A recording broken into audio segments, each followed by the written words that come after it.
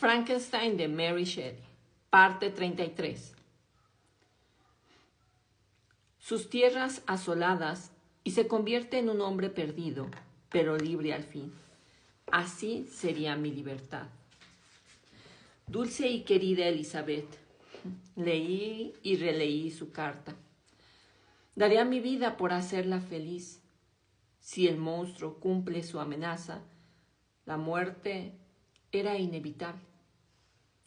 Volví a pensar que tal vez mi matrimonio precipitaría mi destino.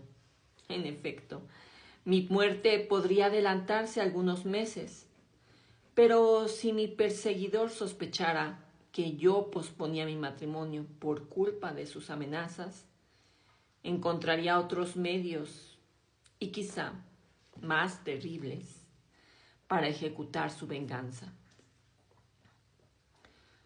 Había jurado que estaría conmigo en mi noche de bodas, y esa amenaza no lo obligaba a quedarse quieto hasta que llegara ese momento. Así que concluí que si mi inmediata boda con mi prima iba a procurar su felicidad o la de mi padre, las amenazas de mi adversario contra mi vida no deberían retrasarla ni una hora. En este estado de ánimo le escribí a Elizabeth. Mi carta era sosegada y cariñosa. Me temo, mi adorada niña, que queda poca felicidad en este mundo para nosotros. Sin embargo, toda la que yo pueda disfrutar reside en ti. Solo a ti te he consagrado mi vida y mis deseos de felicidad. Tengo un secreto, un terrible secreto. Cuando te lo cuente, te helará la sangre de espanto. Te revelaré esta historia de sufrimientos y terror el día siguiente de nuestra boda. Pero hasta entonces, te lo ruego, no lo menciones ni aludas a ello. Te lo pido con todo mi corazón y sé que me lo concederás. Alrededor de una semana después de la llegada de la carta de Elizabeth, regresamos a Ginebra. Elizabeth me dio la bienvenida con mucho cariño. También descubrí un cambio en ella. Estaba más delgada y había perdido buena parte de aquella maravillosa alegría de antaño que me había encantado. Aunque su dulzura y sus amables miradas de compasión la convertían en la mujer más apropiada para un ser destrozado y miserable como yo. Y la tranquilidad de la que gozaba yo en aquel momento no duró mucho. Cuando pensaba en lo que había ocurrido, una verdadera locura se apoderaba de mí. Ni hablaba ni veía, sino que permanecía inmóvil, abrumado por la cantidad de desdichas que se cernían sobre mí. Solo Elizabeth tenía poder para sacarme de esos pozos de abatimiento.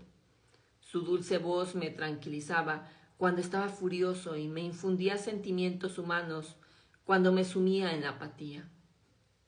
Cuando recobraba la razón me reconvenía e intentaba infundirme resignación.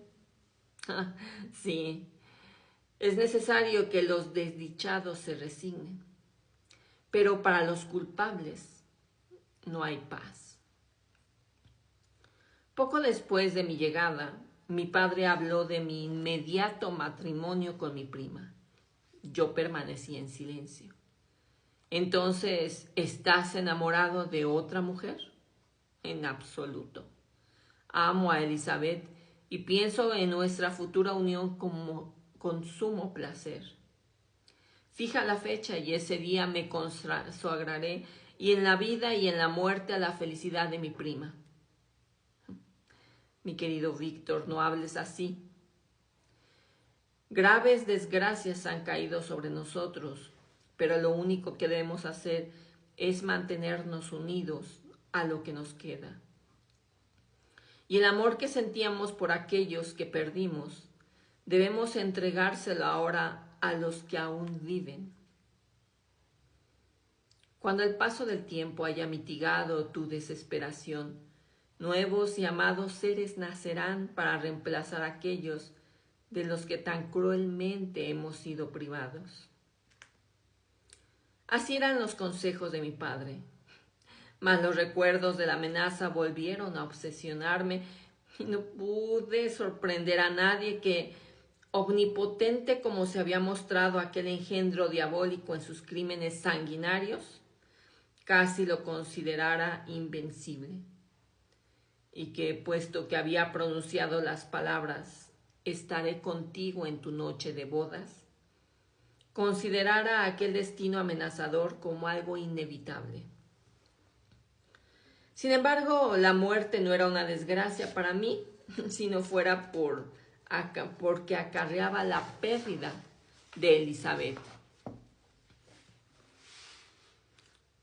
Con gesto sonriente y alegre me mostré de acuerdo con mi padre en que la ceremonia tuviera lugar al cabo de 10 días, y así sellé mi destino.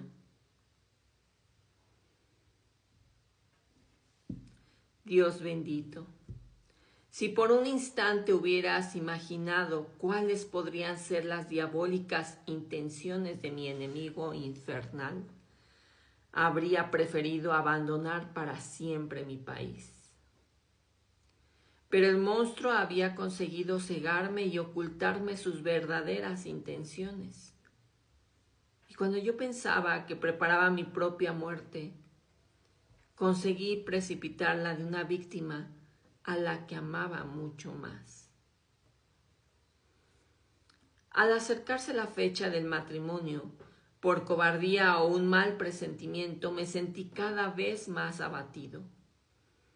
Oculté mis sentimientos bajo la apariencia de una alegría que dibujó sonrisas de gozo en el rostro de mi padre, pero Elizabeth observaba nuestra futura unión con sosegada satisfacción, aunque no sin cierto temor debido a las pasadas desgracias.